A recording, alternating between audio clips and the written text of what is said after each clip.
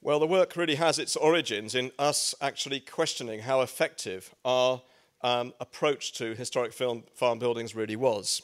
We had in English Heritage a policy position that was reflected in lots of local plans, which had a fierce resistance, if you like, to domestic conversion, to the residential conversion of old farm buildings into houses. And we did a review of how effective our policy was, but also other local authority policies were. And it really found essentially that our policy was failing, that despite a policy position against residential use, 31% of listed farm buildings had already by 2004 been converted into other uses. And they were often farmsteads, particularly farmsteads with listed buildings, are often the subject of multiple applications for conversion and new uses.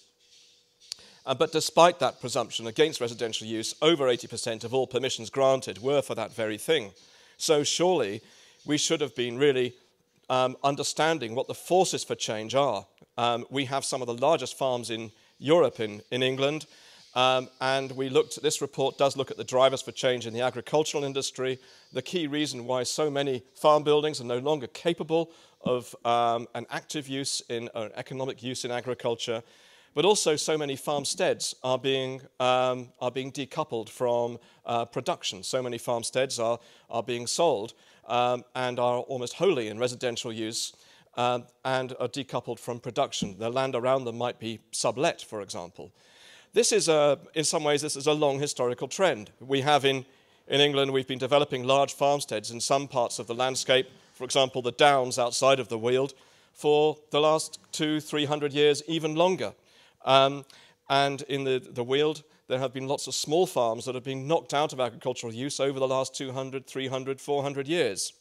What is different is that people want to come and live in rural areas. When we look at the drivers for change in settlement throughout England, we can understand that actually the demand for, well, the creation of new households is really focused in two areas, in fact, despite the stress in the national debate on the urban fringe.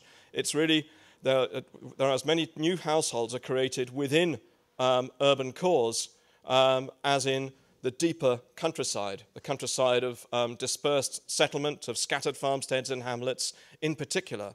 And that countryside of scattered farmsteads and hamlets is one of the key characteristics of this part of the world, of Kent and Sussex and large parts of southern and eastern England. There's a sort of strip of village England running up the middle. And another really key sort of concern was that there was no evidence base.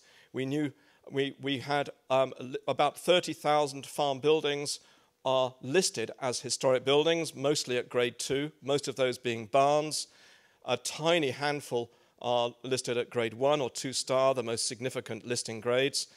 But we were really feeling that we knew next to nothing about farmsteads as a whole, and certainly about their landscape context. So this audit of the effectiveness of our policies, it sort of informed a new policy statement that we put together in 2006 with the then Countryside Agency, just before it morphed into Natural England. And this document really stressed that we needed to have a more forward-looking sort of approach to change, an approach to future change based on understanding of what is actually happening in the agricultural industry and what's happening in rural areas. That we need to promote positive means of managing change, if you like, informing change to farmsteads and farm buildings that line up an understanding of local variations in their character. After all, we all know, driving around here, how different the Downs is from the Weald, the High Weald from the Low Weald. That lines up that understanding of their character with their potential for and sensitivity to change. And we produced a series of 8 documents then, that regional statements which pushed out what we knew about farmsteads in their landscape context, and we produced some guidance on conversion. And since then, we have been slowly extending the evidence base. But absolutely core, the first place where we started to look at how we could identify the historic character and survival of farmsteads and how they'd survived over the last 100 years was in Hampshire. But very soon after we started work in Hampshire, the High Weald AONB and Sally Marsh here expressed interest in us applying that methodology to the High Weald. Bob Edwards will talk about that in a moment. But this farmstead mapping is very simple. It just means going back to the second edition Ordnance Survey maps of the early 1900s, which were compiled a good 20 years after the last major phase of building traditional farm buildings in England. In some parts of England, traditional buildings continued to be built in some numbers, such as up near the Scottish borders. But here, very few traditional buildings were built after the 1880s, so they make a good benchmark for understanding their character, the layout of the farmsteads, and how they've changed.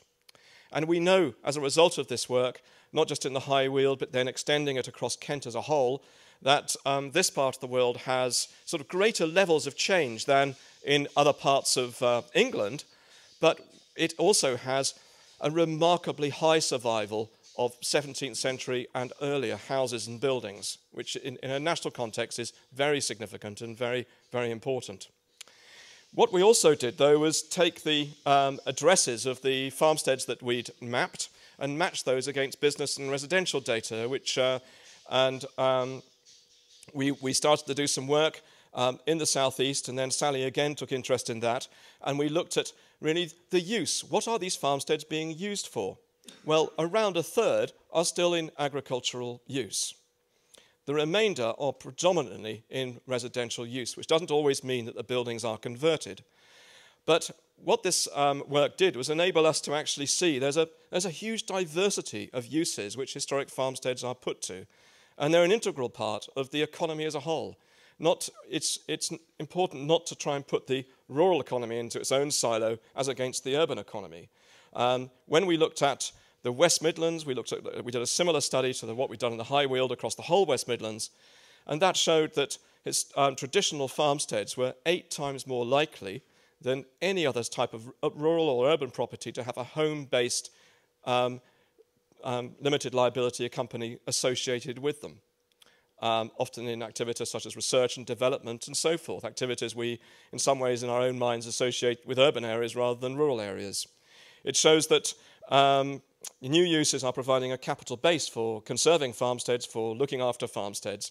But in many parts of the country, this agricultural use is getting even more challenging. So where I'm from, along the Welsh borders, we are looking at, and increasing estates are looking at rationalising their holdings, and sometimes are looking at moving the farm operations away from a traditional farmstead site with its small-scale buildings to a new farm site.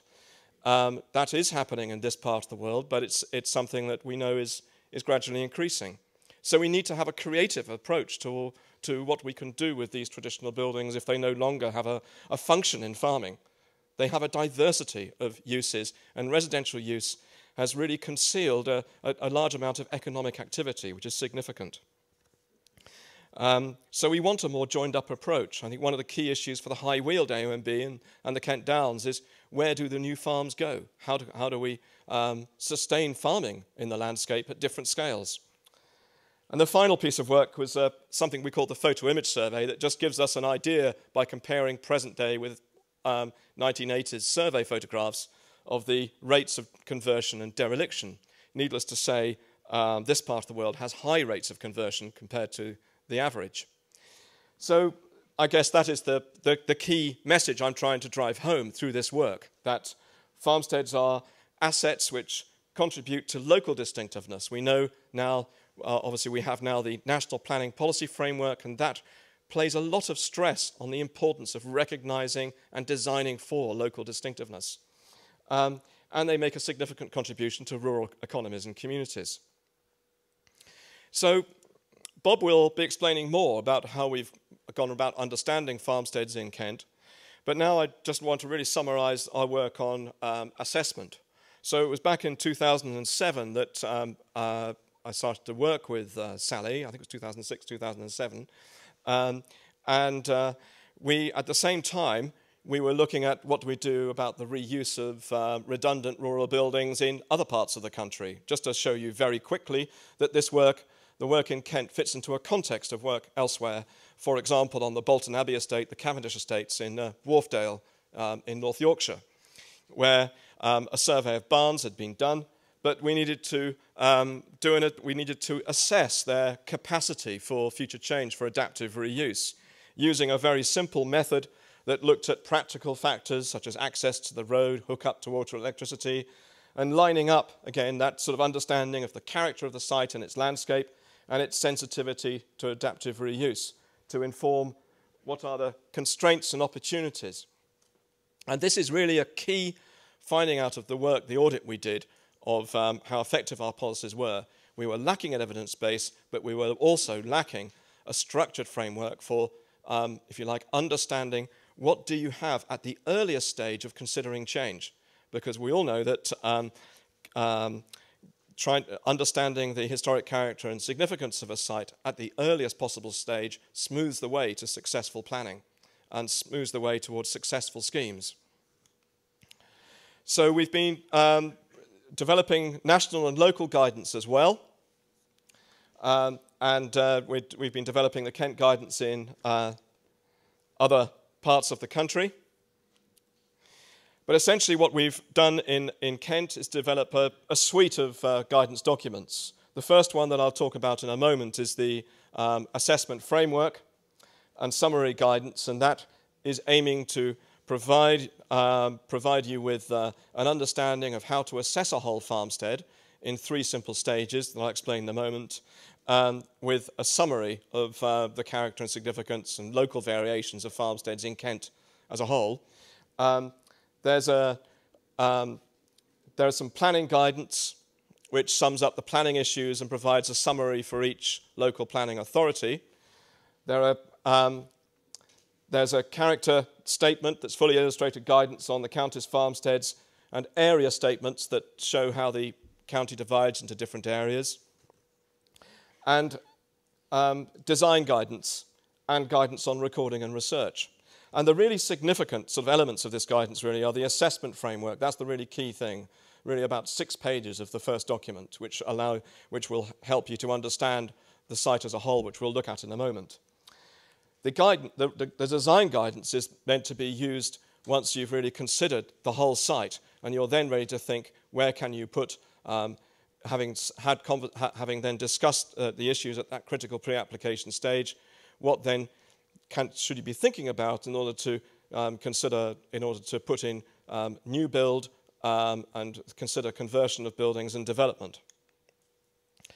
So the assessment framework, the part 1 of the guidance, it includes within it a very simple summary to explain the main sort of characteristics of Kent farmsteads, how they sit in the landscape, and the big divisions in Kent. Really, essentially, they boil down really to a very simple distinction between the Weald on the left with its very large bosky hedgerows enclosed in the medieval period, really a medieval landscape with lots of medieval farmsteads, and the rest of the county where larger fields and farmsteads have developed from the medieval period, where later change is much more evident.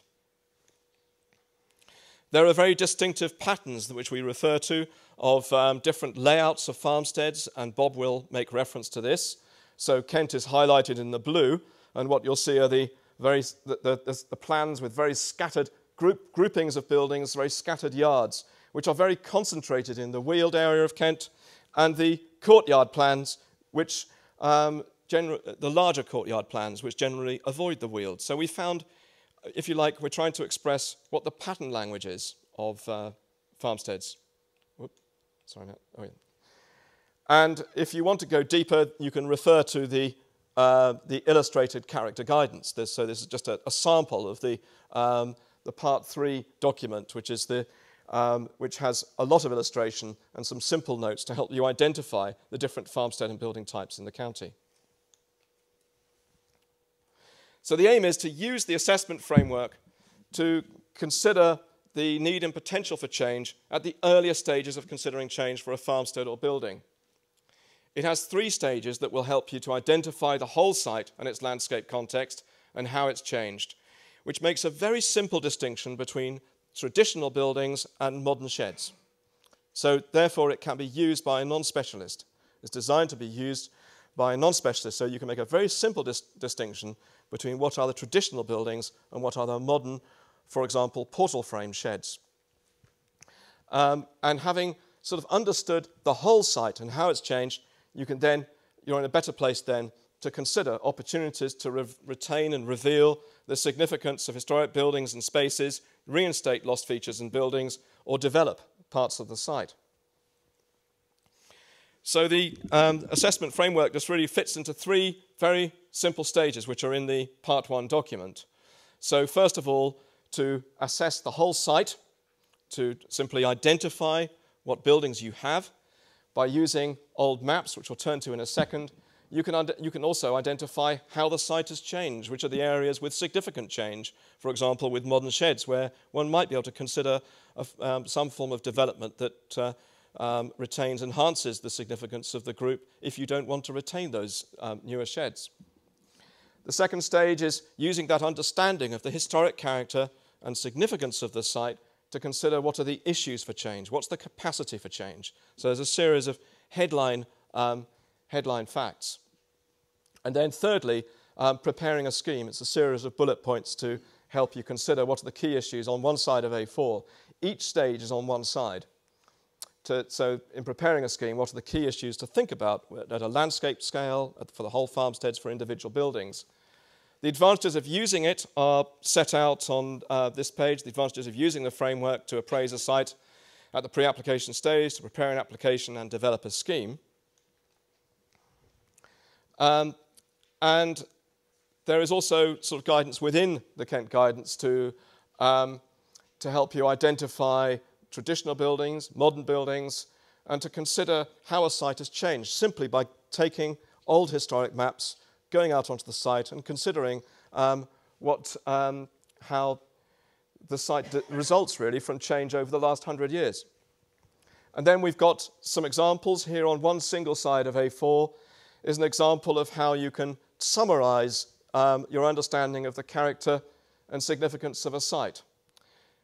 So this one has, so this is just showing a very simple courtyard farm where the traditional buildings are shown in brown and the modern buildings are shown in red.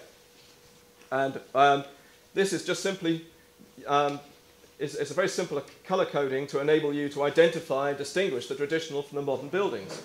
So here we understand there's a new access here with new modern buildings here. There was an oast house and a traditional building here, which is gone. And that red building replaces a traditional building there on the same footprint. So this summarizes the site and management issues. What's the access to the site? Are there any listed buildings? Looking at the historic character, just summarizing the setting. What are the hedgerows around the site, the boundaries around the site? How does it fit into its landscape? And then just a summary of the farmstead and its buildings. Just summarizing, there's a house, there's a historic farmyard and its buildings, and north of the yard there's a newer area.